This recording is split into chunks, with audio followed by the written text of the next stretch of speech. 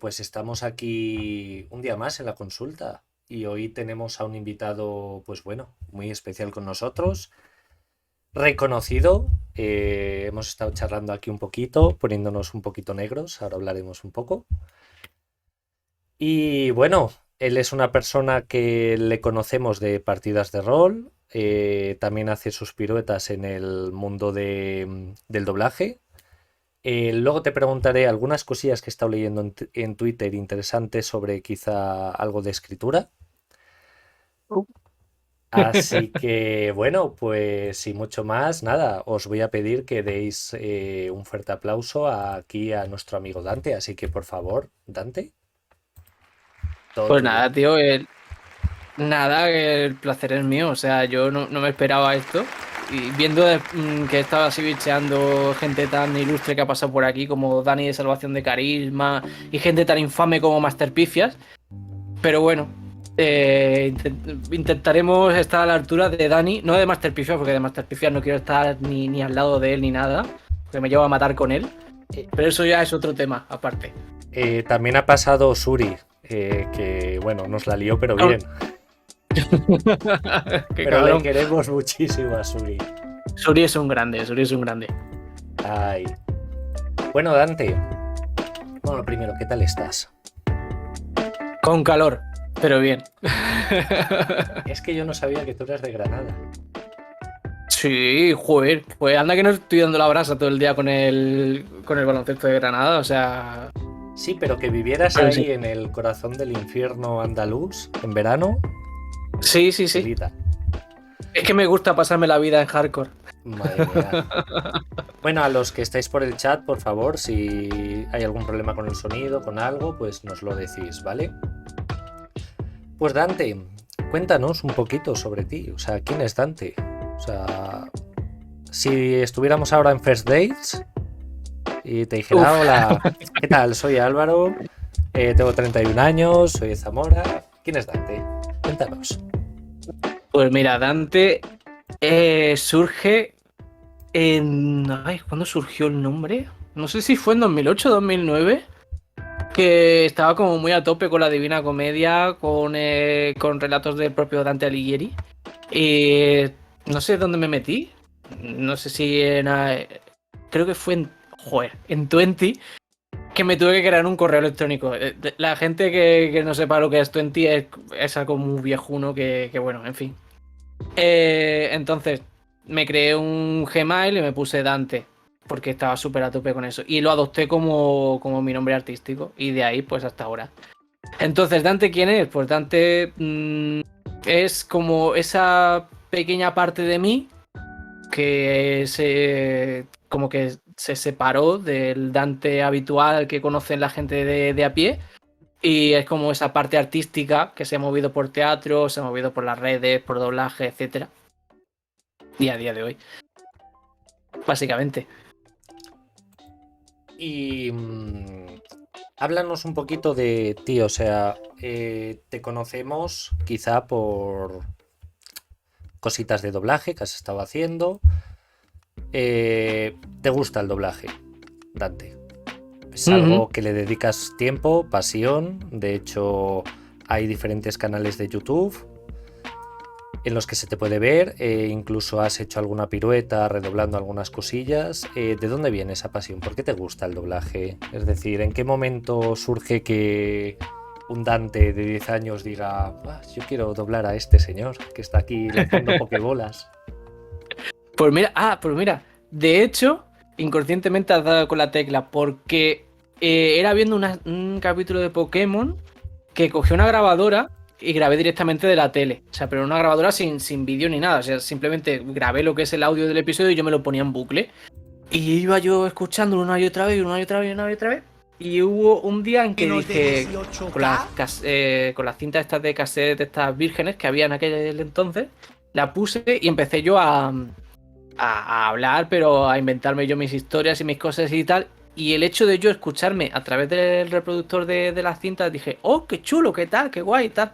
Aparte que yo siempre he sido un friki del cine y me he visto de todo. O sea, yo creo que una de las pelis que más me fundí de pequeño era Cyrano de Bergerac de Gerard Depardieu.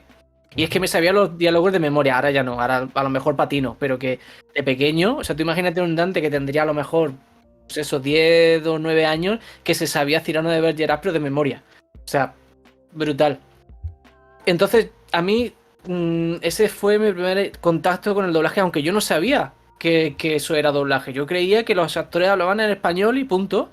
Después, cuando te ponían cachitos de entrevistas que les hacían y hablaban en inglés o hablaban lo que sea, yo, qué raro, si esas no son sus voces. Qué raro hablan esta gente y tal. Ya después te das cuenta de que sí, que se doblan y tal. Pero digamos que yo sé, como que hubo un tiempo en el que no fui consciente del doblaje hasta el año 2012, porque yo era actor de teatro, tenía un grupito de teatro. Y claro, por diferentes motivos, pues lo típico, que se separó porque uno se fue, la otra le salió trabajo, tal. Y dije, pues yo quiero seguir actuando, pero claro, está complicado actuar sin gente a tu lado y tal. Y empecé en YouTube doblando así, pues no en plan cachondeo, pero sí intentando hacerlo como yo lo veía por televisión. Y después pues aprendiendo de gente que empezó igual que yo y ahora pues son profesionales, gente que ahora está trabajando en Valencia o que están trabajando ahora en Barcelona, Madrid y tal. Pues aprendes de ellos y pues desde el año, ya te digo, 2012 hasta hoy prácticamente, pues sigo aprendiendo y sigo empapándome de la gente que entra nueva y de los compañeros que intentamos poquito a poco asomar la cabeza en este mundo tan duro pero a la vez tan bonito que es el doblaje. ¿Qué preparación se requiere para doblar? O sea, ¿tienes que hacer ejercicios de voz, entonación, pronunciación? No sé. O sea, a mí es que me Eso yo resulta creo muy que curioso porque, claro, es muy diferente yo que me ponga a doblar a una persona que yo no sé transmitir de la misma forma que una persona como tú, que está entrenada, ¿no? ¿Cómo dais con esa chispa, con ese toque? yo es que creo que antes de entonación y antes de vocalizar, sincronización y tal, yo siempre digo que hay que tener una base actoral. Es decir, da igual que hayas hecho teatro, que hayas hecho lo que sea, pero siempre relacionado con la actuación. Porque la actuación lo que hace es que te ayuda a sentir, te ayuda a entender el por qué un personaje se comporta así y te ayuda a también esa frescura de tener que crear. O sea, cuando yo estaba, por ejemplo, en teatro, muchas veces a lo mejor fallaba cualquier cosa o siempre hay algún imprevisto y tienes que improvisar. O también a veces reaccionar al compañero o compañera que tienes delante. Entonces, esas pequeñas cositas, después a la hora de afrontar lo que es el doblar, te van a ayudar. Después ya todo viene, o sea, lo que es los ejercicios de voz, el saber pronunciar bien, si tienes algún acento muy marcado, pues intentar que no se te note y tal, eso viene luego. Y la sincronización es simplemente práctica, es simplemente empezar y acabar cuando el actor o la actriz ha terminado de hablar. Todas esas cosas se aprenden, o sea, es técnica. Lo que no se aprende es el transmitir. Porque tú puedes ser, o sea, puedes no haber colado ni una frase en boca, pero has sabido transmitir. Y ya después es lo mismo que has hecho, pero metiéndolo en boca. Entonces lo primordial es ser actor. Y ya después viene todo lo demás, que eso ya, pues con los años. Rodaje, como digo yo. Bueno, preguntan desde chat, Eledian, que creo que se acaba de unir, que ¿de dónde eres? Preguntan. Pues yo soy de Granada. Bueno, yo nací en Jaén, pero mi madre es de Granada, mi padre era de Granada, entonces pues Es de que dice que Granada me te nota un considero. acento que en las partidas no. Ojo. ¿No nos las estarás Claro. colando en las partidas o ahora? No, que yo sepa, ¿no? Bueno, de hecho, Carlos de Roles y Loles, que le mando un saludo desde aquí. No sé qué estábamos hablando así en una conversación y tal, que me dijo, es la primera vez que escucho a Dante con su acento y me hace mucha ilusión. Y yo, pues no sé. Porque creo que en las partidas como... Yo creo que ya es mi forma de rolear. No sé, no tampoco lo hago a posta de, voy a poner esta voz así y tal. No. Cuando yo intento hacer un personaje, le busco cómo hablaría, como esto y como lo otro, entonces ya me sale solo. Pero cuando yo estoy hablando así, por ejemplo, contigo o con cualquiera, no pongo voz de doblaje, digo, tal, esto, lo otro. Entonces, pues a lo mejor por eso. Pero no, tranquilo, que soy del sur. ¿Crees que para el doblaje existe una predisposición? O sea, hay gente que tenga más predisposición a ser actor de doblaje, no quizá por sus capacidades, sino por su tono de voz, quizá. O sea, hay voces más bonitas, ¿no? Que transmiten más que otras. Yo, por ejemplo, mi voz no me la imagino doblando, o sea, las cosas como son. Lo digo porque yo sí que tengo amigos, estoy pensando en uno especial, a Dani, un besito desde aquí, si nos ves, que él siempre ha querido estudiar doblaje y la verdad es que tiene una voz increíble, que la sabe modular de una forma, vamos, espectacular. Entonces, ¿tú crees que hay personas que nacen con esa predisposición por cómo es su voz? Pues, a ver, predisposición no creo que haya. Lo que sí puede haber es que por un... o sea, por el tono de voz que tú tengas, te pueden ubicar en un personaje o en un arquetipo de personaje. Es decir, si tú tienes una voz, pues eso, muy profunda, muy tal, muy... Pues te ubicarán en un tipo de personaje en concreto. O si tienes una voz muy bonita, como nosotros entendemos una de estas voces bonitas que dices, hostia, te tendrías que dedicar a doblaje. Pues a lo mejor le dan más protas. Pero a lo mejor tú que dices, yo no me veo doblando. Pues a lo mejor no vas a hacer un prota en tu vida, pero vas a hacer muchos secundarios, vas a hacer muchos extras, vas a hacer personajes muy difíciles. Y eso también es doblaje. O sea, a Pepe Mediavilla, que luego cuenta, lo contaba él en una entrevista, Pepe Mediavilla, la voz de Gandalf, Morgan Freeman, etcétera, contaba que un director de doblaje le decía, Pepe, tú no vas a hacer un protagonista en tu vida. Ahora, vas a trabajar más que ninguno. ¿Por qué? Porque siempre va a haber un policía, siempre va a haber un sargento, siempre va a haber un secundario, siempre va a haber alguien que va a necesitar tu voz. Después, como todos sabemos, ya le llegó Morgan Freeman y le llegó Gandalf y le llegaron un montón de cosas que hizo después. Entonces, el que una persona tenga el camino más fácil por el tipo de voz, no creo eso. O sea, lo que creo es que pues le pueden ir mejor un tipo de personaje que a lo mejor le van a llamar más o lo que sea, pero no tiene por qué. O sea, la voz en realidad es lo menos importante. Lo importante es que tú con la voz que tienes y la herramienta que tú tienes, la sepas usar y sepas modularla y sepas adaptarte a los personajes. ¿Qué pasa cuando un personaje, vamos, una persona se queda afónica? Porque claro, la voz se desgasta y quizás se desgasta mucho, más que cualquier otro músculo. Pues, a ver, pueden pasar varias cosas. De hecho, mira, te voy a poner un ejemplo porque la voz de Mark Simpson, o sea, Mark Simpson, el personaje, ha tenido varias voces aquí en España. Uh-huh. Y creo que la primera lo tuvo que dejar porque es que se quedó afónica. Entonces, puede pasar, sí, porque la manera de hablar de ese personaje en concreto le hacía trizas la voz y lo tuvo que dejar. Después puede pasar como por ejemplo David Robles en El Lobo de Wall Street, que doblaba a DiCaprio, que se quedó afónico. Pero claro, o sea, en una producción de ese calibre no vas a cambiar de golpe y porrazo a un actor. O sea, a lo mejor pues pararán a lo mejor para que el actor se recupere y tal. En el caso de una serie no suele ser así. O sea, por ejemplo en Heidi, Heidi tiene dos voces distintas. ¿Por qué? Porque la voz principal que hacía Heidi le dijeron, si sigues doblando a este personaje te quedas sin voz. Así, tal cual. O sea, si sigues doblando a esta cría así, te quedas sin voz. Y le tuvieron que cambiar la voz a Heidi. Entonces, yo creo que es más decisión volvemos a lo mismo del cliente. Si el cliente quiere esperar a que el actor se recupere o que la actriz se recupere, pues espera. Que no, pues habrá que buscar un sustituto o sustituta. Pero que si te quedas sin voz, pues es lo que hay. Es igual que si tú eres un jugador profesional de baloncesto y te lesionas, pues puede pasar. Y es lo que hay. O sea, por más que te cuiden, por más que haya un cuidado de la voz o por más que te cuide el fisio o lo que sea, la lesión, o sea, el riesgo de lesionarte está ahí. Y no lo puedes evitar o lo puedes medio prevenir, pero si te tienes que lesionar porque pasa cualquier cosa, pues pasa.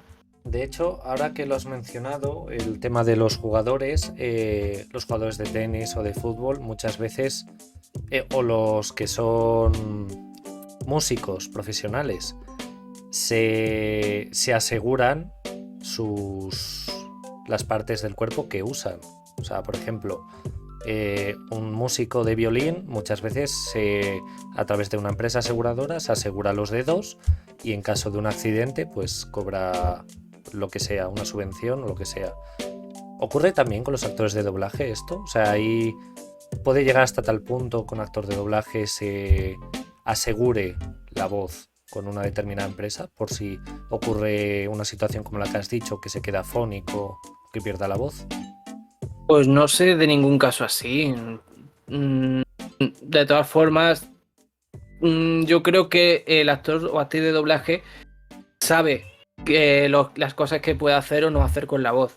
O sea, si veo que me va a afectar esto, pues digo, mira, o no lo hago o intento buscar alguna forma para, por ejemplo, si yo tengo que hacer una serie y sé que en esa serie tengo que doblar al mismo personaje en 30, 40, 50 episodios, pues evidentemente no voy a prolongar eso, que me va a fastidiar a futuro. Entonces intento hacerlo de otra manera que no me perjudique, si puedo, y si no puedo, pues digo, mira, no puedo hacerlo sin fastidiarme la voz. Ahora, en un caso de una película, se puede dar ese lujo, entre comillas, de decir, mira, es una peli, es un tiro y fuera. Lo hago así y ya está. Pero no conozco así un caso de voy a asegurarme la voz y tal. No lo creo. Que haya o no haya, no lo sé. Pero no conozco así ningún caso. Y sé sincero, ¿cómo está el tema del doblaje en España? Porque sinceramente hemos escuchado muchas noticias en los últimos años y la verdad es que pinta mal. O sea, los actores de doblaje en España se les trata mal. De hecho, ha habido muchas manifestaciones y huelgas precisamente por la infravaloración, ¿no?, de este empleo.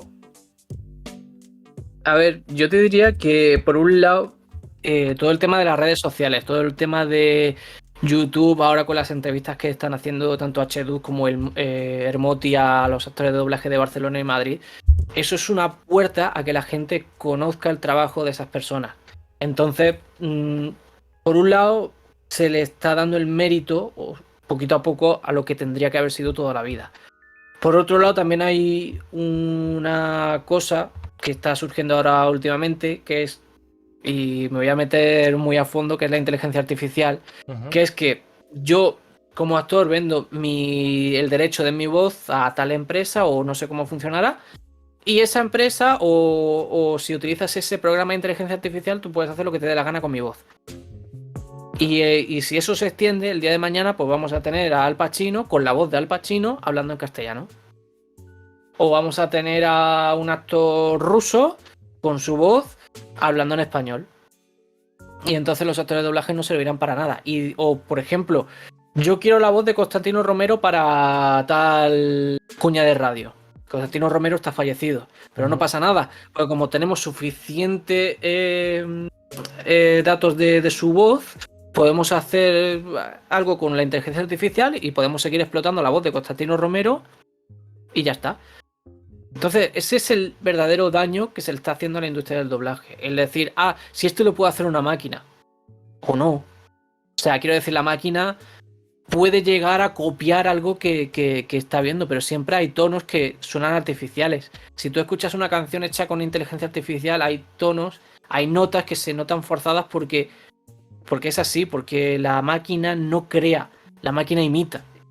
Y entonces cuando la gente se acostumbre a que la máquina va a imitar unos tonos y unas tal, es que va a quedar muy soso, porque no es lo mismo una actuación que tú estés viendo en pantalla, ya sea en versión original o sea en versión doblada, si está bien doblado, es que es una persona la que está hablando, es que es una persona la que está gritando, y eso una máquina no lo va a poder copiar, porque la máquina no se puede desgarrar la voz. Puede intentar hacer un paripé, pero esa sensación y esos matices que te da una voz humana no lo tiene una máquina. Desconocía totalmente la intrusión de las IAs en este mercado. Sí. De hecho, es lo que más se habla ahora últimamente en el mundo del doblaje y tal, de que hay mucha gente, y bueno, muchos actores y también estudios y tal que están en contra de eso. Porque es que no es que te quiten el comer, es que es ir a lo fácil y ir como por ejemplo la gente que hace subtítulos, como si te lo hace el de este de YouTube, o sea, como si los subtítulos de YouTube te lo hace el propio YouTube, el algoritmo de YouTube. ¿Son subtítulos buenos? Pues no. Y le estás quitando trabajo a una persona que primero traduce, luego adapta en 2 líneas como máximo lo que tiene que poner y después intenta ajustarlo para que capte toda la esencia. Es que el mundo del subtitulado también es, o sea, heavy, muy, muy heavy. No solamente traducir y ya está. O sea, el mundo del subtitulado también es bastante tela. Dicen desde el chat, bueno, primero dicen que les encanta, que le encantaron tus partidas de Saint Seiya y en Star Wars. Y preguntan que qué piensas de la voz de Val Kilmer, que tuvo que usar un programa para poder ponerle voz estando enfermo. Tuvo problemas además porque tenía pocos derechos sobre su voz en algunas películas. A la película de Top Gun 2. A ver, es que no sé, volvemos a lo mismo, o sea, de verdad merece la pena el traer a... A ver, yo entiendo que la nostalgia, yo entiendo que tal, pero una persona como Val Kilmer, que ha pasado un cáncer, que ha tenido una tal y lo fuerzas a hablar con el dolor que le produce al actor, eso primero. Lo segundo, el utilizar una inteligencia artificial en ese caso, pues no lo sé, es que estamos hablando de una peli, o sea... No sé. O sea, había maneras y maneras. O sea, no sé. Es que, a ver, el que se explote, entre comillas, ¿no? Porque si el actor quería participar, ahí me callo. Pero no sé. O sea, es como... Está la persona jodida y le obligas a hablar. O tienes una inteligencia artificial. ¿Por qué no lo doblas? O sea, ¿por qué no coges a su hijo? Que eso ya... Creo que vi un documental de Val Kilmer en el que su hijo era el locutor y narraba toda la vida de su padre, incluso doblaba al propio Val Kilmer cuando era joven. Entonces, coges al niño o coges a cualquier otro actor de voz y lo doblas a Val Kilmer. Si estás haciendo exactamente lo mismo pero con una inteligencia artificial, porque ya le estás tocando la voz a ese actor, ya no es su voz. Si le queda algo de voz, porque yo he escuchado entrevistas de Val Kilmer y es que de verdad se me cae el alma al suelo porque es que digo, coño, es que no puede ni articular palabras de lo jodido que está. Entonces, ahí ya entraríamos en otro terreno de ¿es ético llamar a un actor, forzarle a hablar y tal? O yo qué sé, buscar otra cosa, buscar otra alternativa, no sé. Aquí en España no apreciamos eso porque se dobló en castellano, entonces no se aprecia, pero en versión original sí que me resultó bastante raro. Entonces, no sé, yo es que miro más por el bienestar del actor más que por el efecto nostálgico que esto tendría, o no sé. ¿Crees que con esto de las IAs que has comentado se podría proteger de alguna forma haciendo un registro legal de la voz, por ejemplo? Pero es que volvemos a lo mismo, o sea, si yo, por ejemplo, yo estoy muy mal, ¿no? Y yo cedo mis derechos de voz. El día de mañana, tú imagínate que se hace una propaganda de, no sé, no sé, de algo muy heavy utilizando mi voz. Uh-huh. Y yo no puedo reclamar, porque yo ya he vendido eso. O yo qué sé, o lo utilizan tal organización para justificar yo qué sé, sus cosas. Y yo estoy en contra de eso. Yo no puedo hacer nada.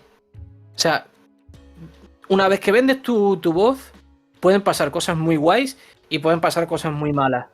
Y yo me decanto a que pasen cosas muy malas. ¿Por qué? Porque una vez que tú te mueras, los derechos siguen estando. ¿Quién los tiene? ¿Cómo los van a utilizar? Ah. Y ahí estamos. O sea, la inteligencia artificial y los derechos. O sea, cuando empezamos a vender derechos, ya no reclames. O sea, cuando ya estás vendiendo tu voz, ya no es tuya. Y pueden hacer con ella lo que quieras. O sea, lo que quieran, perdón. Es como si tú haces no sé, haces un cuadro, ¿no? Y se lo vendes a una persona. Esa persona puede o tenerlo colgado, puede romperlo, puede meterle fuego o lo puedes revender. Ujú. Ya no es tuyo, ya es de esa persona. Ahora tú imagínate que esa persona le hace fotocopias a ese mismo cuadro y lo vende. Pues estamos en las mismas. O sea, la voz, primero que es nuestra herramienta de trabajo y segundo que sin ella es que ya no van a decir Dante me va a cobrar tanto, que no voy a cobrar tanto por un trabajo. Es que con la IA, ¿cuánto me sale? ¿Un 50, 60, 70% más barato? Pues ya está. ¿Va a salir bien? Bueno, mientras que no degrima, mientras que más o menos se disimule. Es desolador lo que cuentas, ¿eh? Pero es una realidad y está pasando, ¿eh? O sea, si esto se extiende, adiós al doblaje. O sea, O sea, ya el rumor de que se iba a extinguir el doblaje y tal, siempre es un rumor que siempre ha estado guay. Pero si esto se hace realidad y esto sigue para adelante, ¿para qué voy a tener un director de doblaje? ¿Para qué voy a tener un actor de doblaje? Yo elijo a la carta, quiero tal actor, quiero tal actriz, quiero tal, voy a correr. Y el día de mañana no hará falta tampoco un técnico de sonido. Y el día de mañana tampoco hará falta un traductor, porque te lo hará una IA. Entonces, todo lo que era artístico pasará de ser artístico a ser Burger King. Y es así. Comentan por el chat, bueno, el Edian dio las gracias por tu opinión y que a la actriz que puso la voz de Siri por primera vez no le dijeron para qué iba a usar su voz, para qué iban a usar su voz. Y se enteró ella cuando la escuchó en un iPhone. Claro. Entonces, Es igual que el actor no me acuerdo ahora mismo. El actor que todos conocemos de Loquendo, que es español. uh-huh. ¿En cuántas cosas no lo hemos escuchado? Y ahí está. Y yo creo que de todas las cosas, de todas las parodias, de todas las cosas que hemos escuchado por YouTube, todos los vídeos estos de videotutoriales utilizando Loquendo y tal, vamos, si este actor hubiera recibido, no te voy a poner 1 euro, pero por lo menos 1 céntimo por cada una de esas cosas, vamos, yo creo que sería millonario a estas alturas. Y no es así. Pues volvemos a lo mismo. O sea, a ti te encargan, no sé, grábame, no sé cuántas líneas harán falta para el algoritmo o lo que sea, no sé. Vamos a echarle que son 10.000 palabras o 10.000 frases o 10.000 entonaciones o lo que sea, no sé. Y me dicen, vale, Dante, te pagamos 600 euros, que ya me estoy columpiando, pero por ponerte un ejemplo, 600, 700 euros. Vale. Esa voz mía va a ser utilizada en anuncios, en cuñas de radio, en vídeos de YouTube, en tal, en GPS, en estaciones de metro, en tal. Y a mí ya no me van a pagar más. ¿Esa es mi voz? Sí. Bueno, ya no es tu voz, ya es de quien sea. O sea, y es triste. Uf, es que es desolador, de verdad. Una cosita más, tema doblaje. Lo has nombrado tú. Por ejemplo, en España, cuando vamos a ver una película y sale Morgan Freeman, estamos acostumbrados a escuchar su doblaje con un tono de voz específico. ¿Eso qué quiere decir? Que cuando un actor de Hollywood pega el petardazo y se ha elegido una persona para que lo doble, aquí en España, por ejemplo, siempre se intenta recurrir a esa persona porque es la que transmite un tono familiar para que el público reciba el mensaje de la película. ¿O cómo se hace? Es decir, Es que eso de... saca una Sí. película... Hay una película en la que sale Morgan Freeman. Cuando llega a España, llaman al actor que suele doblar a Morgan Freeman. Oye, mira, ha llegado esta película. ¿O cómo hace? Normalmente no suele ser así. Depende primero de la distribuidora, si es Warner, si es Universal o tal. Y depende, o sea, normalmente si el actor, por ejemplo, si la película llega, o sea, pongamos que la peli esta de Morgan Freeman es de Universal, ¿no? Por ejemplo. Y la mandan a doblar a Barcelona porque tienen un acuerdo y tal. Y curiosamente, Pepe Mediavilla era de Barcelona. Pues ahí sí dicen, pues mira, pues Pepe lo ha doblado, venga, tal. Ahora supongamos que la peli se va a Madrid. Y en Madrid dicen, pues mira, tenemos dos opciones. O llamar a Pepe, que se pegue el pateón de... Eso antes ya no. Pero que se pegue el pateón desde Barcelona hasta Madrid para que lo grabe. O tenga que ir Pepe a un estudio de Barcelona, grabar sus líneas con un director de doblaje, pagar a ese director para que dirija a Pepe, pagar al estudio, pagar al técnico y tal, y que nos envíe el audio aquí a Madrid. O cogemos a alguien que busquemos que haya doblado a Morgan Freeman en Madrid, o sea, que no sea una voz desconocida, que a lo mejor se haya escuchado en una o dos películas, y que lo doble. O, tercera opción, poner un actor nuevo y que lo doble. Es que depende. Ha habido casos en que un actor de Madrid ha ido a doblar su personaje a Barcelona. Como por ejemplo pasa con Claudio Serrano, que ha doblado a Christian Bale en varias ocasiones y se ha tenido que ir a Barcelona. O yo que sé, o se han mandado los audios desde Barcelona a Madrid. Ahora se está haciendo eso bastante si es un actor muy reconocido. Pero que volvemos a lo mismo. Eso es el cliente el que decide. El cliente es el que dice, quiero que tal voz sea la voz que le ha puesto en X película. O quiero una voz distinta. Eso no, o sea, que tú hayas doblado a un actor en 60 pelis no te garantiza que en la 61 vayas a ser tú. Que sería lo normal, sería lo lógico. Hombre, pues sí. Pero que lo vayas a ser al 100%, no. De hecho, muchos actores han doblado al tráiler con su voz y después no han doblado ese personaje. Por X razones. Preguntan desde el chat que qué piensas que el número relativamente pequeño de actores de doblaje sean los que ponen voces a tantos actores. Que algunos piensan que no dejan oportunidades a otros o a aquellos que quieren empezar.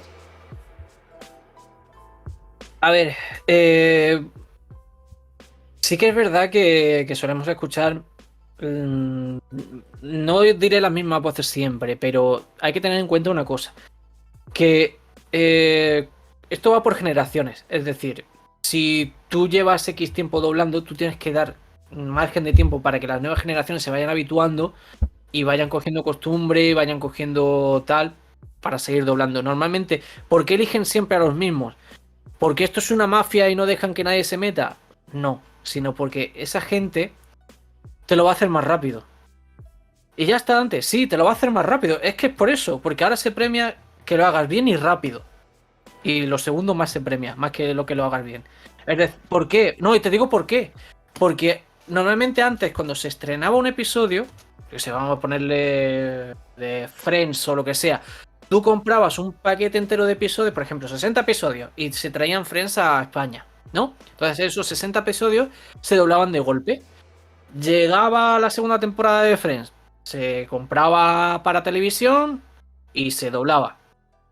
Ahora ya no, ahora se estrena en Netflix y se tiene que doblar echando hostias. ¿Por qué? Porque hay una fecha de estreno y se tiene que estrenar en Estados Unidos, en España, en Italia, en Alemania, en China, en Japón, en todas esas partes. Y el doblaje tiene que estar. O sea, no me vale con que un actor se ponga malo, no me vale con que una actriz tal. No, se tiene que doblar y se tiene que doblar. Y lo quieren para ayer. Entonces, toda esa gente, como ya tiene mucho rodaje, pues te lo va a hacer. O sea, a lo mejor en vez de tirarte para una escena, yo que sé, en un día, en vez de hacerte 50 takes o 60 como se hacía antes, ahora se hacen 300 o 400. Los takes son partes, son cachitos o de episodio o de película que se hacen en una jornada. Antes se hacían a lo mejor 40, 50 y ahora se hacen, sin exagerar, 300. ¿Por qué? No es porque sean ahora más buenos que antes, sino porque es que van así. O sea, lo quieren todo para ayer y no te puedes equivocar. Y lo que se premia es que lo hagas bien y que lo hagas rápido. Es decir, que si yo te pongo una escena, tú la ves en versión original la primera vez, la vuelves a escuchar por segunda vez, a la tercera, como mucho, ya tienes que estar grabando. ¿Por qué es eso? Por las prisas, por... volvemos a lo mismo, y no quiero sonar muy repetitivo, y a lo mejor estoy dando mucho la chapa, pero es que es una industrialización lo que está surgiendo, no solamente del doblaje, sino cada vez vemos más series, más películas, y nos saturan tanto con nuevos productos que es que no da tiempo a hacerlo como se hacía antes. No digo que ahora se doble peor, pero si tuvieran más tiempo, yo creo que saldrían cosas muchísimo mejores. Porque es que no da tiempo.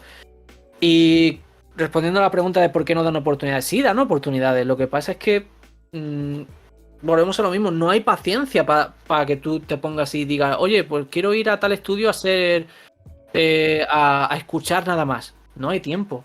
o quiero hacer una prueba para tal. No hay tiempo. No porque el director o directora no te quiera dar esa oportunidad, sino porque tiene alguien detrás diciéndole, vamos, no hay tiempo para probar a nadie, venga, va. Y es así. Bueno, te dan las gracias en el chat por la respuesta. Yo te quería hacer una pregunta también. O sea, lo que voy a decirte es, o sea, yo he tenido no discusiones, sino que mucha gente no piensa como yo, ¿vale? Y es con relación a las series de anime, ¿vale? Las series de anime hay muchísima gente que le encanta verlas en versión original, porque dicen que no transmiten lo mismo.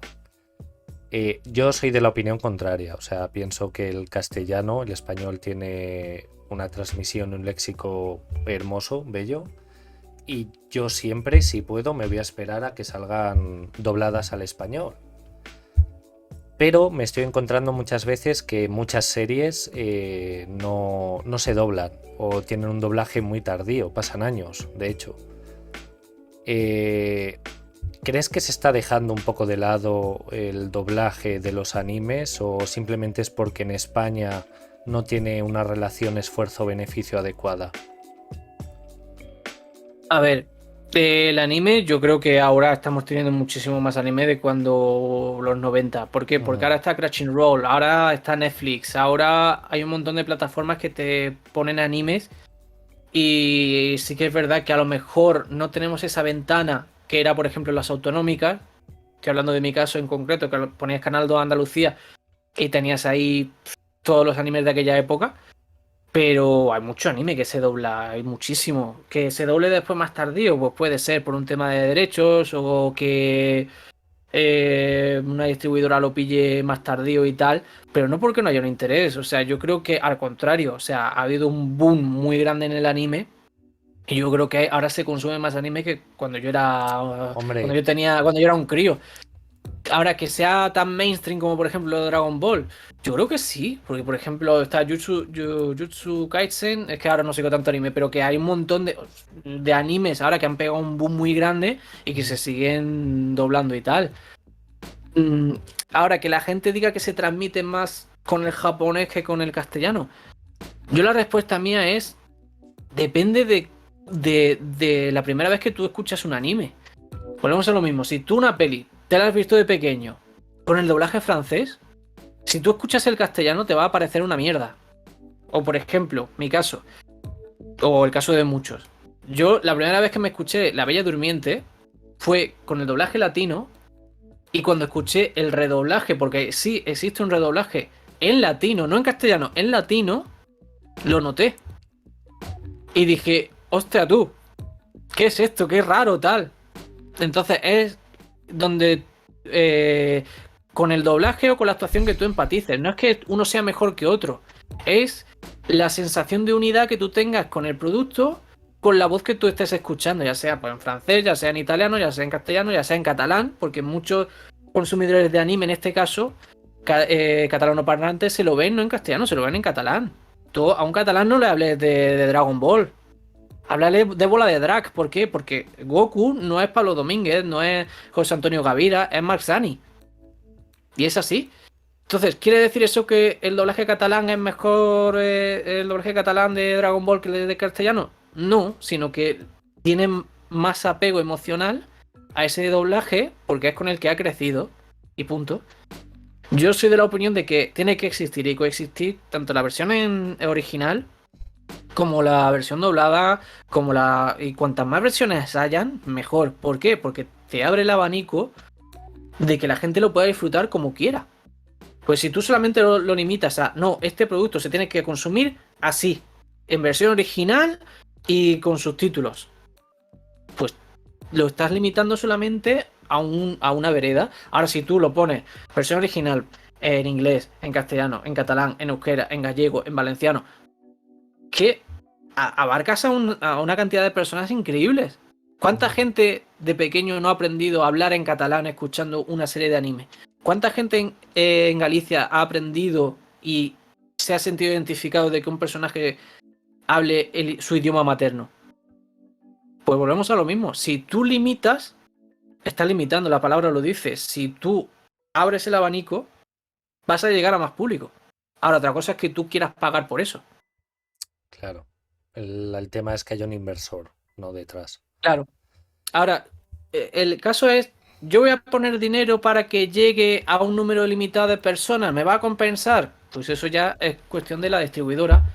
Yo lo haría, porque eso es un beneficio. O sea, es que habrá gente que no acostumbra a hablar en castellano y que se le hace bola hablar en castellano y que tú le pones una peli en catalán y es que se lo gozan. O sea, tú imagínate el bombazo que tuvo que ser Frozen, que se dobló en catalán, para críos de allí de Cataluña. Es un bombazo. Pues igual que en Galicia, igual que en el País Vasco, igual que en muchas... Estoy hablando solamente aquí en España, pero tú imagínate en Italia, imagínate en muchas zonas que se creen que solamente doblamos aquí en España y Latinoamérica, pero es que hay muchísima gente que... O sea, muchísimos países que doblan, no solamente España y Latinoamérica.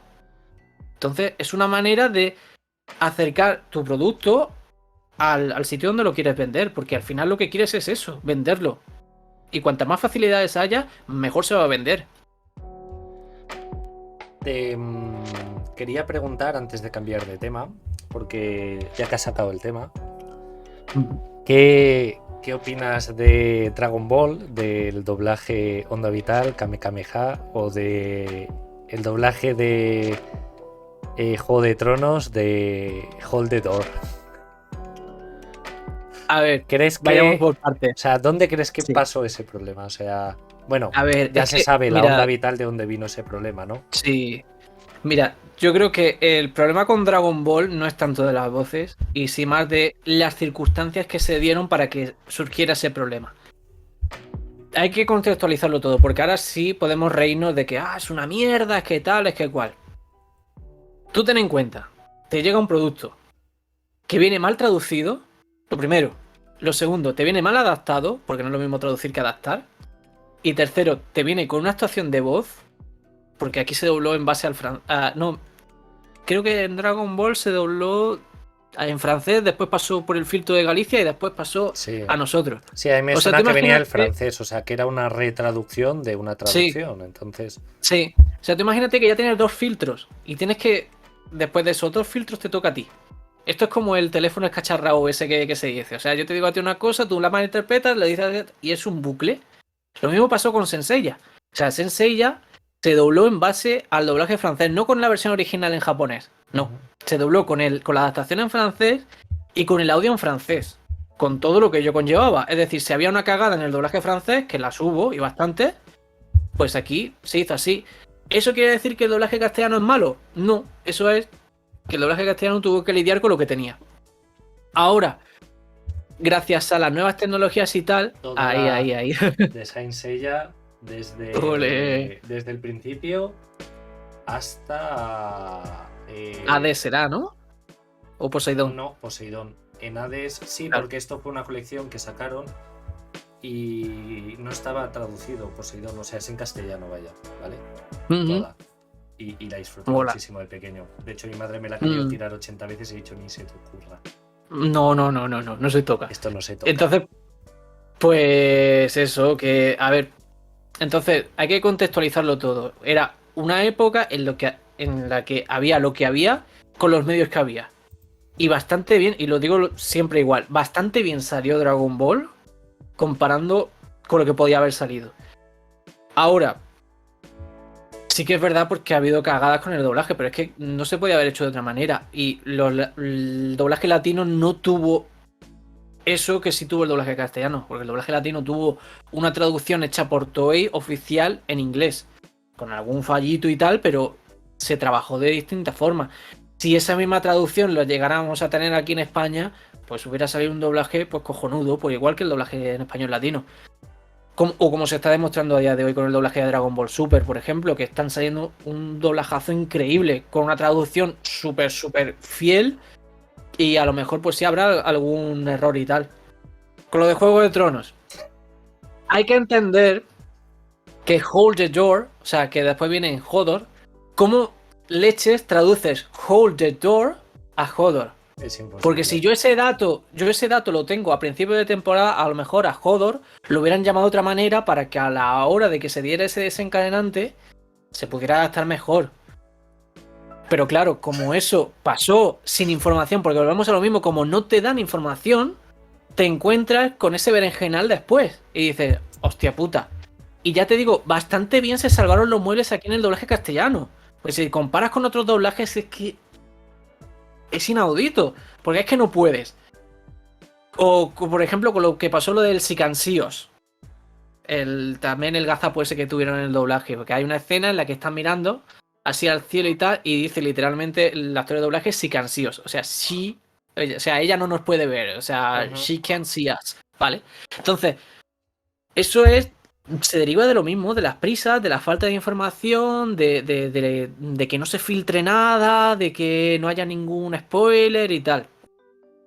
Hay veces en las que tienes que trabajar únicamente con esto. Sí, con una ventana Con la muy boca. pequeña. Ya. Es en negro y después de repente hace así, ¡bup! Y ves lo que es la boca. Y no sé, el contexto en el que es, no sé qué hay detrás, no sé si hay una escena de guerra, no sé nada. Entonces, por eso vuelvo y repito, bastante bien se está haciendo con las pocas facilidades que dan algunas veces.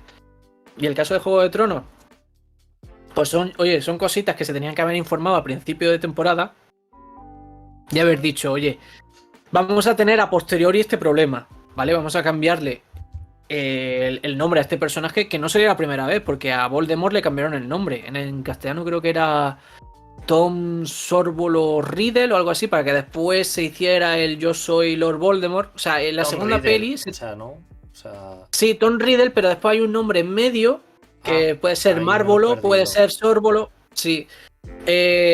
Porque con Tom Marvel o Riddle, si tú lo cambias las letras, te sale I am Lord Voldemort. Y aquí se tradujo como Tom Sorbol o Riddle para que diera yo soy Lord Voldemort. Vale, ahí sí se hizo bien. ¿Por qué? Porque a la hora de hacer ese juego de palabras, te sale. Pero esa información ya se dio. Ahora tú imagínate si tú con eso tienes que armar el yo soy Lord Voldemort y no tienes ninguna letra ni tienes nada para poder hacerlo. No puedes. Entonces, ya depende de la información que te den. O sea, si tú llegas a doblar a un estudio, normalmente lo que te van a decir es: te toca hacer ese tío, ¿ves ese tío de ahí que se está muriendo? Venga, tírale. Y es así. Ni te van a contar nada, ni te. Si ya conoces la serie porque a lo mejor has visto un tráiler o lo que sea, oye, eso que te llevas, pero que normalmente no es así. Normalmente, mira, ese de la orbe de ahí, ese es tuyo. Venga, tírale. Y ya está. Y ya te digo, y rápido, ¿eh? O sea, no te pares a ver cómo. Ah, vale, que habla así, vale. Vale, no. O sea, lo escuchas una vez, lo escuchas dos, y a la tercera ya tienes que ser capaz de encajarlo todo a su sitio y de hacerlo todo bien y tal. Increíble. Madre mía. Dante, aparte de actor de doblaje, también se te conoce como interpretar a icónicos personajes como en Star Wars, ¿no?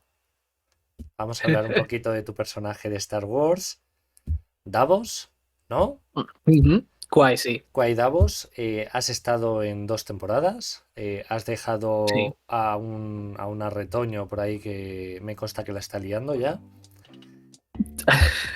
Eh, no sé qué se siente. Ha sido uno, o sea, Star Wars, La senda del Jedi y La sonrisa del brujo. Hasta Ujú. la fecha son 2 temporadas que ha hecho de producción propia Master Pifias en su canal y que ha tenido Ujú. una repercusión mediática bastante grande, sobre todo en el mundo del rol, obviamente, como no puede ser de otra forma. Y tú has sido uno de los protagonistas durante estas 2 temporadas pasadas. ¿Qué se siente? O sea, primero, cuando empezaste con esto, con este proyecto, por así decirlo, ¿pensabas que iba a llegar Ujú. tan lejos o qué sentimientos tuviste? Buah, pues no sé, o sea, la primera vez que pensé esto dije, hostia, tal, qué guapo, Star Wars. Pero que no me imaginaba que iba a tener esta repercusión ni que iba a ser una trilogía, ni que iba a pegar tan fuerte ni nada. Yo lo único que pensé era me lo voy a gozar y me lo voy a gozar mucho. Ya está, eso es lo único que yo pensé, pero no llegas a decir, ¡guau! Y esto se convertirá en tal, no. O sea, para mí era, a ver, no te voy a decir una partida más, pero casi, o sea, en plan de me lo voy a pasar bien, hay gente muy maja adentro y vamos a echar un buen rato. Conforme fue avanzando, fui creciendo con Kwai, porque Kwai yo tenía un arquetipo de personaje y tal, lo tenía más o menos en mente. Claro, ¿qué pasa?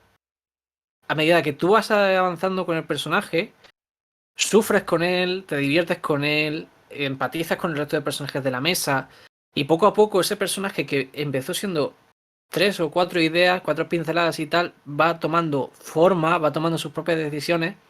Y yo he llegado a emocionarme con Kwai. Yo he llegado a llorar con Kwai. Yo he llegado a terminar una sesión y decir, tengo que lidiar con esto. Y Kwai es, yo lo sigo diciendo que es mi personaje favorito de todos los que yo he hecho en el rol. Yo me quedo con Kwai. No porque mole más o mole menos, sino porque me ha acompañado en tantísimas ocasiones. Yo salía de trabajar y me acuerdo que yo decía, guau, hoy toca Star Wars. Y ya me venía arriba y decía, guau, tal.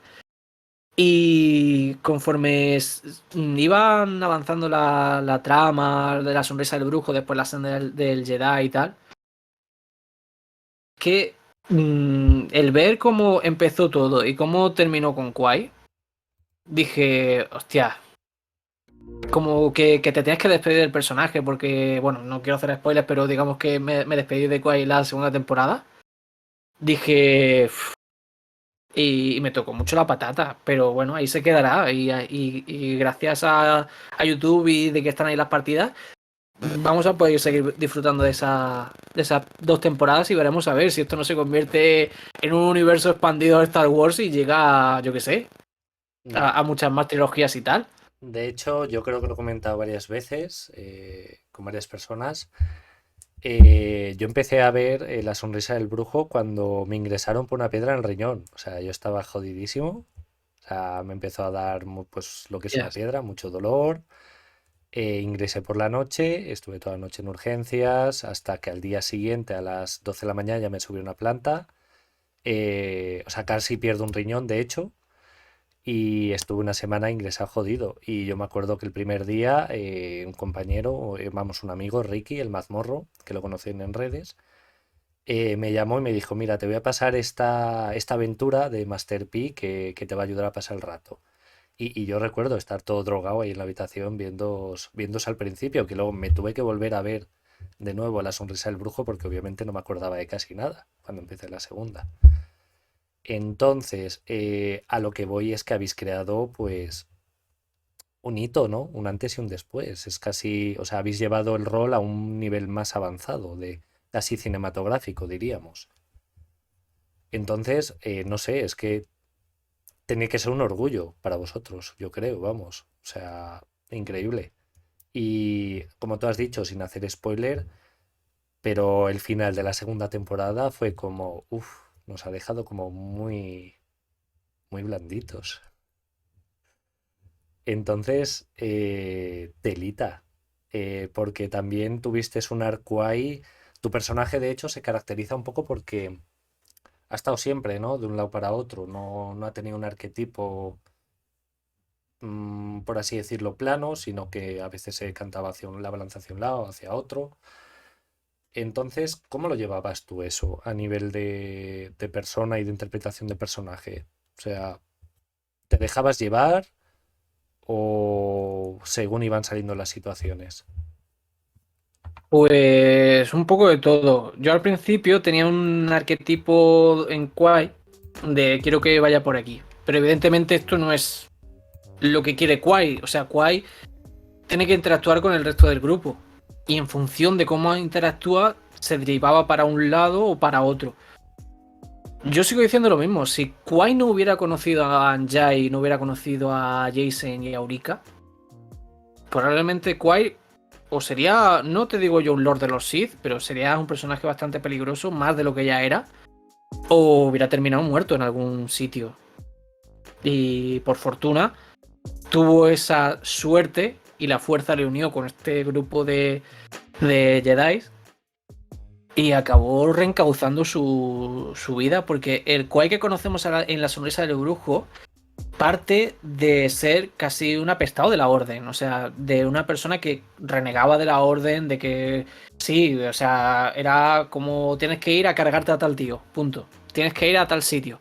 Y como mucho tenía el reconocimiento de otros cazadores de Sith, que eran la parte de la orden Jedi como que más lo tenían en alta estima y tal, pero porque eran igual que él, o sea, tú imagínate que Qui desde que es un crío, primero su maestra le traiciona entre comillas porque esa figura que representa su estabilidad emocional, representa la sabiduría, representa su guía en el camino de la fuerza, da un giro y se pasa al lado oscuro.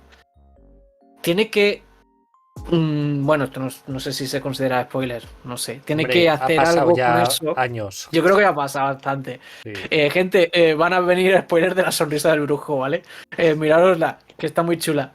Y dicho lo cual, Kwai tiene que cargarse a su maestra, siendo un niño. O sea, recordemos que no es adulto ni adolescente, siendo un crío. Tiene que cargarse a su maestra no porque tenga que hacerlo, sino para sobrevivir. Y aparte, tiene que dar caza a los Sith que se ocultaban no sé si era un templo, una pirámide o lo que sea, que habían ido a buscar, los tiene que cazar siendo un crío. Entonces, es muy heavy, o sea, tiene una infancia, bueno, no se ha explorado tanto la infancia de Qui, algo tan de cuando es captado por la orden y tal, pero yo me imagino que ha tenido que ser una infancia muy, muy, muy dura. Mucho más dura que cualquier otro Jedi convencional. O sea, me imagino a Qui siendo como el patito feo de la orden, como ellos hacen meditación, ellos hacen tal, porque yo no puedo hacer esto, porque a mí me mandan a cazar y a cazar personas, porque Qui es como que deshumaniza a los Sith, o sea, porque o deshumanizas a los Sith o te vuelves loco. Yo creo que llega un punto en que Qui no ve a los Sith como personas que sienten, que padecen, sino como objetivos a abatir y punto. Y ese Qui en la sonrisa del brujo como que va cambiando y se va interesando por las personas que tiene delante. Porque si lo vemos es una persona manipuladora, es una persona que cuando se meten en la taberna en busca de información, se hace pasar por borracho, coge al tipo que es de la banda, lo estrangula con la fuerza y es que le da igual, o sea, le da igual ser descubierto por la orden, le da igual. Si tiene un parche en el ojo... Casi como un Sí, sociópata. sí, o sea, así. Y por fortuna fue capaz de reencauzar su vida, de tener una vida y tal. Y justo cuando todo iba mejor, la mala suerte que le acompaña es lo vas a perder todo y no vas a poder hacer nada por remediarlo. Entonces Kwai como que se da cuenta de que no todo se puede solucionar o no todo está a nuestro alcance, pero las cosas que podamos hacer hay que hacerlas bien. Y yo creo que el Kwai de la primera temporada y el Kwai de la segunda se diferencian de eso. De, oye, a lo mejor no tengo que solucionarlo todo, sino hacer las cosas bien y hacer un acto para que la persona que venga detrás de mí no cometa los mismos actos que yo hice. Y yo creo que eso es lo que le impidió dar el último paso hacia el lado oscuro.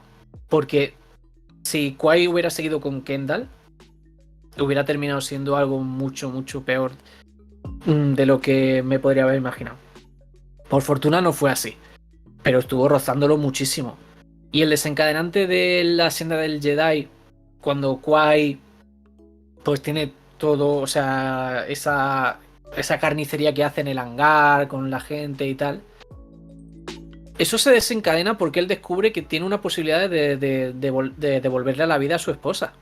Si él no hubiera tenido esa información, hubiera seguido siendo el Kwai bonachón y que conocíamos al principio de temporada. Lo que pasa es que algo le hace clic y dice, pues mira, pues si tengo que hacer esto, lo hago. O sea, es un personaje muy pasional, para lo bueno y para lo malo. Y la verdad es que muy, muy contento de poder haber vivido tantas cosas con él y haberme emocionado con él, pero ya llegó un momento en que Kwai mandaba en mí, o sea, ya es que decía, es que no, además me lo preguntaban, decía, ¿cómo va a terminar Kwai? Digo, es que no lo sé, porque lo mismo te digo una cosa que lo mismo te digo otra, no lo sé. O sea, si se hubieran dado otras circunstancias, pues yo qué sé, a lo mejor estaremos hablando de que Kwai es el malo de la temporada 3, por ejemplo. O estaremos hablando de que Kwai hubiera terminado siendo, no sé, el granjero que quería haber sido en Yaku, no sé. Pero como se dieron esas circunstancias, pues terminó siendo así. Te quería preguntar por un meme y son los nabos de Kwai. O sea, tú ese día fuiste a la frutería y habías No, comprado nabos y dijiste, pues mira, a ya mí me puedes hizo mucha jugar con mi gracia. nabo. Mi nabo está en boca de todos. Es que además ha salido ahora el juego y he dicho, "Va, madre que me parió". Pues mira, yo cuando me dijo Master Perfect, va a volver Kwai, digo, mira, si yo hago a Kwai exactamente igual que en la sonrisa del brujo, no tiene gracia. Y digo, a ver, es una persona que ya lo tiene todo. Es una persona pues que ha tenido su familia, ha tenido una hija, está a gustito, está en el campo. Es el Kwai granjero. Entonces digo, joder, es que no le hace falta ser un Jedi. ¿Para qué? Si es que, tú imagínate que has venido de una guerra, vamos a poner de Vietnam, ¿tú tendrías ganas de coger un rifle otra vez? O sea, pues lo mismo Kwai. O sea, Kwai dice, yo estoy a gusto en mi granja, hago esto por mis colegas, pero mira, a mí déjame de la fuerza, déjame de tonterías. Yo estoy muy a gusto cuidando nabos. Y ya está. O sea, yo me lo imaginé como que ha pasado del Call of Duty al Animal Crossing. Y le ha ido muy bien en su vida y en su estabilidad mental y todo. Y que eso se volviera un meme fue maravilloso. Maravilloso, porque es que yo lo disfrutaba. Era como en plan de, Kwai, necesitamos ayuda. Y Kwai con sus pantalones así, sus tirantes de granjero, en plan, vale, vale. Sí, sí, lo estás haciendo muy bien. Y era En, maravilloso. tiene repercusiones en la tercera temporada los nabos de Kwai, ¿eh? O sea, no vamos a Oh, hacer spoiler, pero algo de repercusión hay. oh no, el capitalismo de los nabos. Tenemos a Castor Peck que ha montado una macro granja de nabos. ¡Qué cabrón! Me ha quitado mi negocio. Sí, sí. Ay. ¿Desde cuándo te dio el tema del rol, Dante? Es decir, ¿cuándo empezaste con el rol y hasta ahora? ¿Es algo que un día se te presentó la oportunidad o lo vistes en Twitter, en alguna red social? Pues mira, o sea, yo me acuerdo de haber jugado aquí con unos colegas a, no sé, era la mansión Corby, pero, o sea, yo llevaba un cura que era, que era súper feo, pero feísimo, era, vamos, horrendo. Y además era súper capillita, esto de, oh, el demonio está entre nosotros, así, pero muy tal, es que me encantó. Y ese era el único contacto así con rol, tal como aquel que se dice que yo tuve. Pero eso te estoy hablando cuando yo tenía, pues no sé, estaba en la ESO. Y como que ese recuerdo lo borré de mi memoria. Y no fue hasta el año 2017-2018 que Selegras pues me contactó por correo. Me dijo que estamos haciendo una partida de rol y tal que cual. Pero con actores de doblaje. Digo, rol. Claro, o sea, lo único así que yo había tenido era esa experiencia y después cosas de rol, pero por los foros, en plan escrito, en plan de Ujú. tal. Y digo, hostia, pero yo qué sé, que nos van a dar un guión y nosotros lo interactuamos como si fuera radionovela o tal. Yo no sé, mis cosas así. Y lo estoy yo así pensando y le dije a Seregra, mira, lo siento mucho, ando muy ocupado, no me interesa. Claro, después a posteriori le dije, claro, vi ya la partida que hicieron y dije, hostia, cómo mola. Ah, se trataba de esto. Ah, vale, entonces sí, estoy dentrísimo. Pero que a lo primero le dije, creo que le dije eso, creo que le dije, no, no estoy muy ocupado, no me interesa y tal. Y ya después sí pude entrar a jugar en Rol NL con Des, con Mel y María. Y antes de llamarnos doblajes y mazmorras, pues era rol con actores de doblaje. Y jugamos sombras urbanas, me lo pasé brutal. Después llegó Vampiro, me lo pasé brutal. Y bueno, o sea, ya fue amor. Pero más que amor por el rol, que también fue el amor que surgió de ese grupo. De decir, joder, qué bien me lo estoy pasando, qué complicidad hay. Y la cantidad de aventuras que estamos viviendo, y era una pasada. Y ya después pues vas conociendo más gente, gente de fuera de Rol NL. Creo que después vino Master Pifias que me invitó a hacer de uno de los malos del juguetero, que ahí fue cuando conocí a Master Pifias. Me lo pasé brutal. Y a raíz de ahí ya me llamó para la sonrisa del brujo. Pero que en cada vez que me han invitado a una partida yo me lo he pasado. La premisa que yo sigo es, si voy es para pasármelo bien. Y que se lo pasen bien también. Y punto. No, no voy a ir a así se juega al rol o así tal. O no. Me lo voy a pasar bien y punto. ¿Qué próximos proyectos tienes? ¿O tienes algún proyecto sobre la mesa? Porque, bueno, tú participas activamente en algunos canales de YouTube. Con el tema, no sé si de doblajes y mazmorras seguís activamente o cómo hacéis, pero ¿qué proyectos tenéis ahora sobre la mesa? ¿O en qué proyectos tienes pensado embarcar o estás trabajando actualmente? Yo así, de tema de rol, pues hace ya eones que no juego. Sí que es verdad que ahora se ha presentado unas cuantas cositas de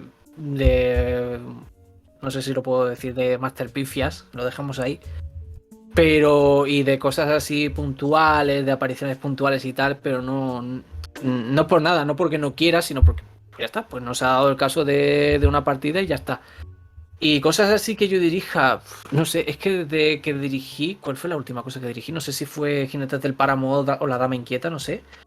No he vuelto a dirigir, pero no por decir, ya no dirijo más, sino porque no ha surgido y tal. Me he volcado más en otras cosas y ya está. O sea que en el tema del rol, pues ahí está. Y en cuanto a tema de doblaje, pues estamos teniendo unas vacaciones desde IM Studios, que ya hago publicidad desde aquí, que es el canal donde subimos por nuestras cosas de doblaje y tal.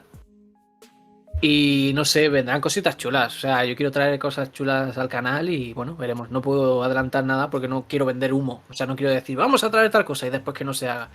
O sea, pero que cositas van a ver. IM Studios, que es un canal de YouTube, vaya, ¿no, Dante?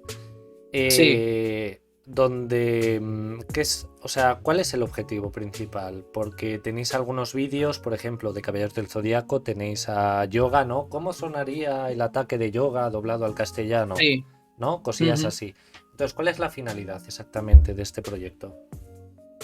Pues mira, o sea, IM Studios surgió porque primero era mi canal principal, era el canal donde yo subía mis muestras de doblaje, donde hacía mis cositas y tal. Y dije, mira, quiero hacer una cosa y quiero esas cosas que nunca han llegado con doblaje, doblarlas con los compañeros y tal. Y entonces nació IM Studios. Y también subimos cosas de curiosidades de ¿sabías qué? Que solamente llevamos dos vídeos, pero por ejemplo el ataque canónico de Hyuga del Cisne era el Colonin Smerch, que sale en el manga, pero no en el anime. Pero en el anime hace como un amago de hacerlo y tal. Entonces agarré la voz habitual de Hyuga del Cisne que suele sonar más en el canal, que es Asier, que le mando un saludo, que es un crack. Y le dije, oye, mira, ¿por qué no haces esto y tal? Y se dobló y tal.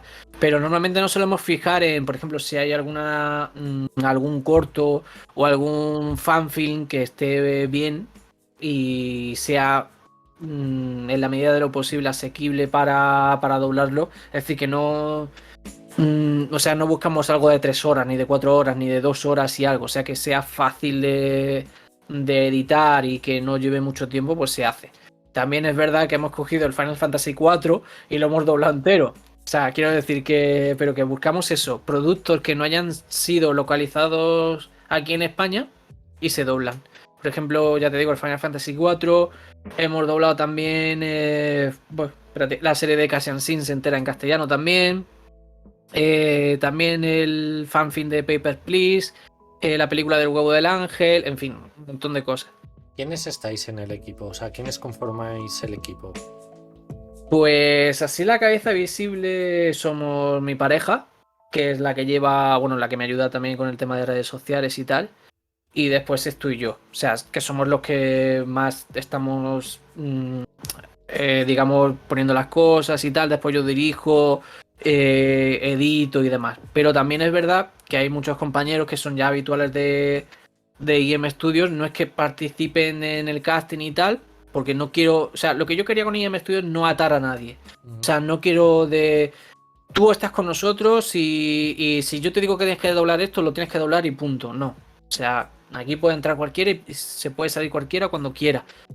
Pero digamos que esto es un sitio donde hay muchas voces. Es como lo que pongo en la descripción de IM Studio. Esto es una colmena de voces y con esa colmena de voces traducimos las cosas de, por ejemplo, del inglés al castellano.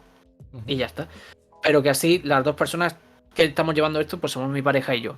Mi pareja pues me ayuda con el tema de la cuenta de Twitter, algunas veces postea ella, algunas veces posteo yo, o pone ella cualquier cosa, o lo que sea. Y yo pues me encargo pues de lo que es la parte de editar, de buscar las voces. Si tengo que grabar yo algo, pues también lo grabo yo, pues tal, pero que ya no suelo doblar tanto y me estoy dedicando a más editar y dirigir. Qué guapo. Y ya para finalizar, porque ya vamos hora y 20 y tampoco quiero matarte a ti. eh, Hemos visto alguna cosilla en Twitter, ¿no? De que te estás aficionando a la escritura. O bueno, ya llevas un tiempo, ¿no? Cuéntanos Sí. un poquito sobre ese proyecto. Pues a ver, el proyecto este de NIM, que al principio se llamaba NIM y el hacha del leñador, empezó en 2016 o 2015 creo que fue.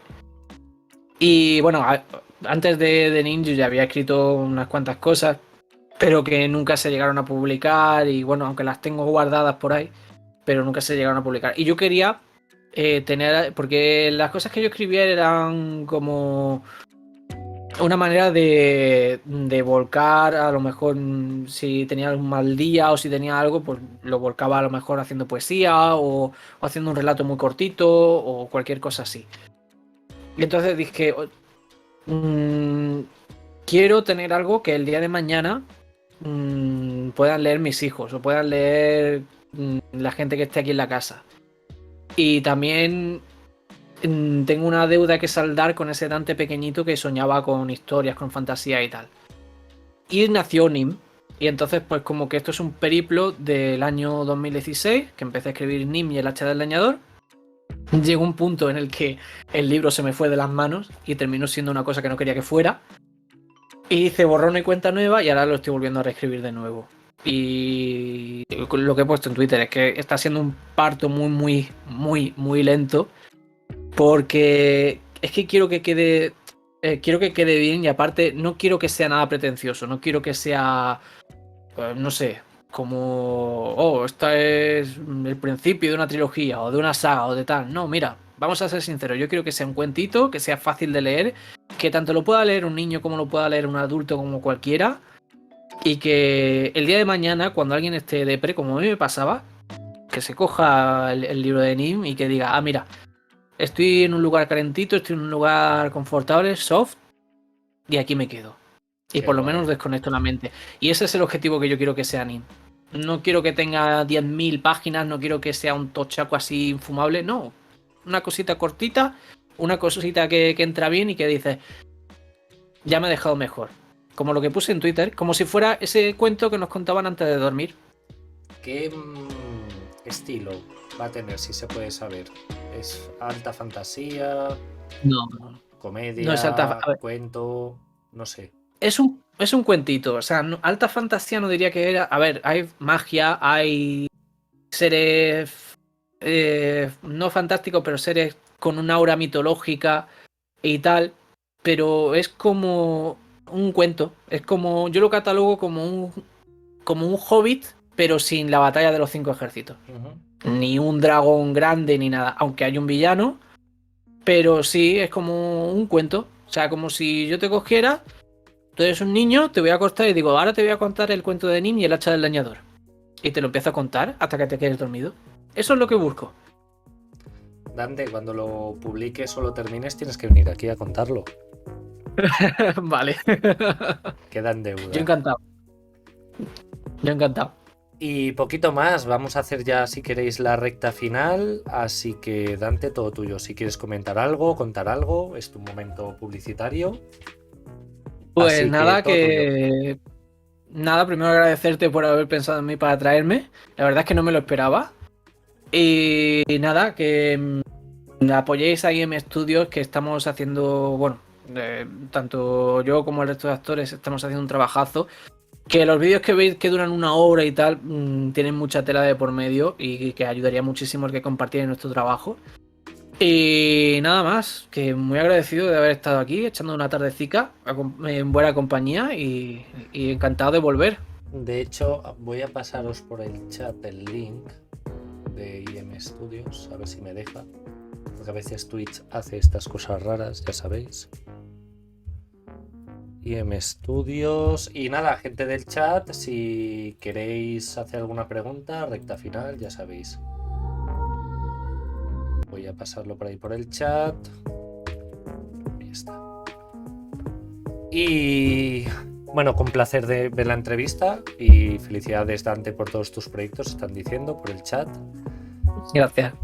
Y por mi parte, poquito más. Bueno, darte primero a ti las gracias por haberte pasado por aquí para contarnos un poquito, acercarnos más un poquito al mundo del doblaje, que lo vemos a veces tan sencillo. No es tan sencillo como ir al cine a ver una película de D&D. Hay mucho trabajo detrás. También un poquito por abrirnos un poquito la puerta a tu casa, a tu corazón, hablarnos un poquito también de Quaid Davos, que es un personaje icónico, y de tus futuros proyectos. Así que por mi parte nada más, te dejo despedir el programa. Dante. Pues nada, lo dicho, que ha sido un placer. He echado una tarde maravillosa con gente maravillosa y que por mí encantado de volver las veces que haga falta. Pues poquito más, os voy a pedir un aplauso de despedida, por favor, a esta maravillosa persona. Así que nos vemos pronto. Hasta mañana tenemos Eterno Azul por la noche con Nacho, ¿vale? No lo olvidéis. Adiós.